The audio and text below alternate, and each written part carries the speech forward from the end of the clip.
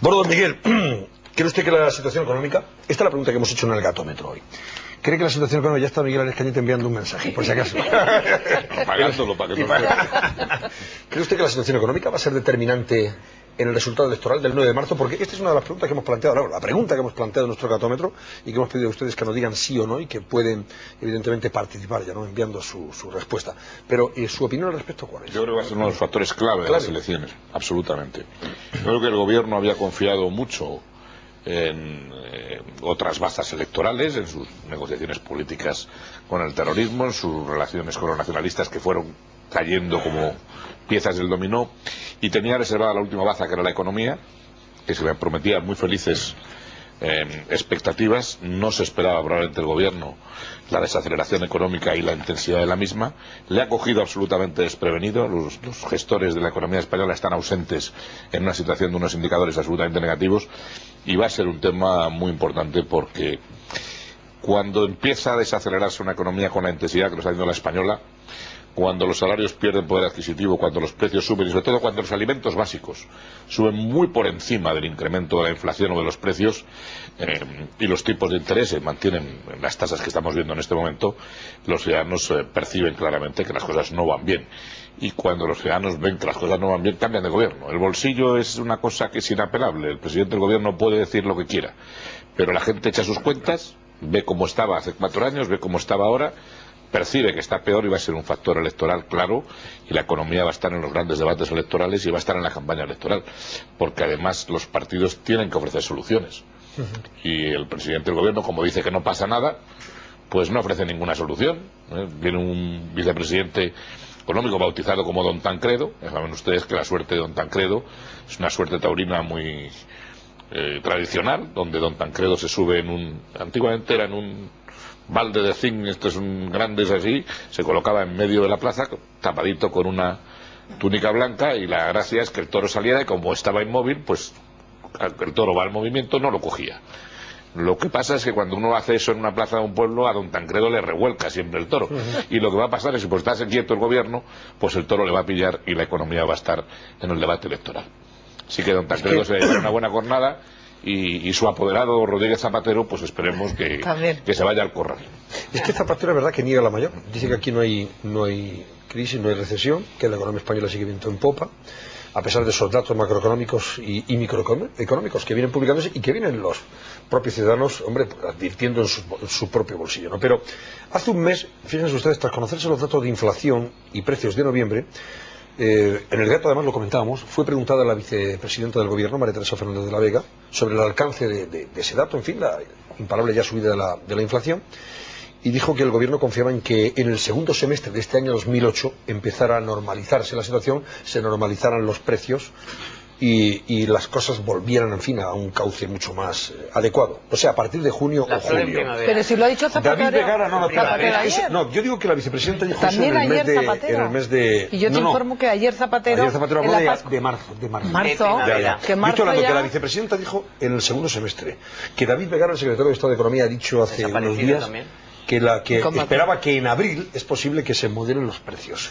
Y ayer Zapatero decía que sería en marzo. Entonces yo me pregunto yo estoy convencido que uno de los tres va a acertar. No sé quién, pero uno de los tres acerta. Vamos a ver si acierta alguien. Pero si cambian los precios sería por la gracia de Dios, porque ellos no hacen absolutamente nada. El gobierno no es proactivo en la lucha contra la inflación. Hemos tenido una subida de alimentos muy importante. El gobierno nunca pidió en la Unión Europea que se incrementaran las cuotas lácteas para que España pudiera producir más leche y bajar el precio de la leche. Han subido los cereales, el gobierno no pidió que se eliminara la obligación de abandono del 10% de la superficie para poder cultivar más. No lo ha hecho en esta legislatura, lo ha hecho al final la comisaria europea cuando el problema ya era muy acuciante. Y ahora va a haber un efecto de segunda vuelta, que es que los ganaderos españoles, que son los que lo están pasando peor en este momento, porque han visto cómo se han incrementado los cereales, por lo tanto los piensos, pero los precios de la carne no han subido al ganadero, por lo tanto han tenido un estrangulamiento. Por un lado tenían más costes, por otro lado tenían menos ingresos. La situación de la ganadería española es terrible, pero en algún momento se va a producir una traslación de los costos de los piensos a la carne, y subirán más todavía el pollo, subirán los cerdos, la carne de cerdo, subirá el ovino y subirá la carne de vacuno. Y eso es un efecto de segunda vuelta en la subida de los precios que el gobierno parece que tampoco anticipa, no hace nada por atajar. Por lo tanto, si las cosas se moderan, pues será porque habrá habido un cambio de gobierno. ¿Y el conejo? Dice bien la vicepresidenta, van a pasar cosas distintas después. Pero cuando sean proactivos los gobiernos, cuando hagan cosas, pues ahora si se dice, sube el petróleo, sube la inflación, oiga, pero no pasa en la Unión Europea lo mismo. El petróleo sube para todos y los chinos consumen lo mismo que produce las subidas de precios de alimentos en Suiza, en Alemania, en Holanda y en España. Pero aquí los precios suben 1,2 puntos más que en los demás países. Señal de que tenemos unas tensiones inflacionistas que el gobierno no corrige. Estamos 1,2 por encima de la media de la zona euro. Pero, ¿por qué no toma medidas el gobierno en ese sentido? Correctoras, para intentar frenar los precios, controlar la inflación. ¿Por qué no toma medidas? Si niega la mayor. Pues en primer lugar porque dice que la inflación no es un problema. Dice que los salarios no pierden poder adquisitivo. Dice que las familias no tienen ningún problema de endeudamiento. Claro, en esas circunstancias, pues si se niega la mayor, ¿para qué hacer nada? Esperemos que escampe. Pero claro, el problema es que las familias españolas están muy endeudadas, deben en este momento cerca de 895.000 millones de euros, con lo cual cada vez que sube un punto los tipos de interés, a las familias, esa broma les cuesta 9.000 millones de euros en intereses adicionales. Y cuando la economía española es la más inflacionista de la Unión Europea, presiona al Banco Central Europeo para que suba los tipos de interés. O sea, el Banco Central no sube los tipos por alegría, sube los tipos porque hay inflación en Europa. Y el país más inflacionario de los grandes es España. Es el que más le pincha, digamos, al Banco Central para que suba los tipos de interés. Y eso en un escenario como el que tiene España, y las empresas que están muy endeudadas, deben 1,1 billones de pesetas, las familias que deben cerca de 900.000 millones de euros, las cifras son escalofriantes. A mí me asombraba cuando el presidente decía: España es el país que está mejor preparado para afrontar una crisis financiera internacional. Oiga, el que está endeudado es el que tiene más dificultades que le renueven los créditos. Y si no, que se lo pregunten a las inmobiliarias. Y el que está endeudado y le suben el precio del dinero es el que las pasa canutas para pagar los créditos a final de mes. Pero no sé si usted leyó, señor Arias Cañete, al propio vicepresidente del gobierno, porque esto yo reconozco que a Zapatero no se lo he escuchado, pero sí al señor Solbes, decir que la subida de las hipotecas afectaba a muy pocas familias, que no era un problema.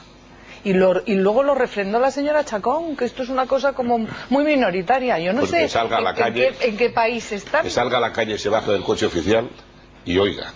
Que coja el metro y que oiga. Pero así hay familias afectadas.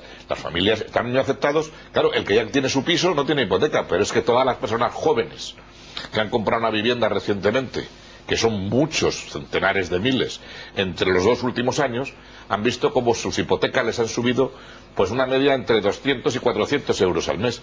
Y eso para salarios que se han sido muy moderados es de una enorme dificultad. Es decir, hay un sector de la población que está muy endeudado.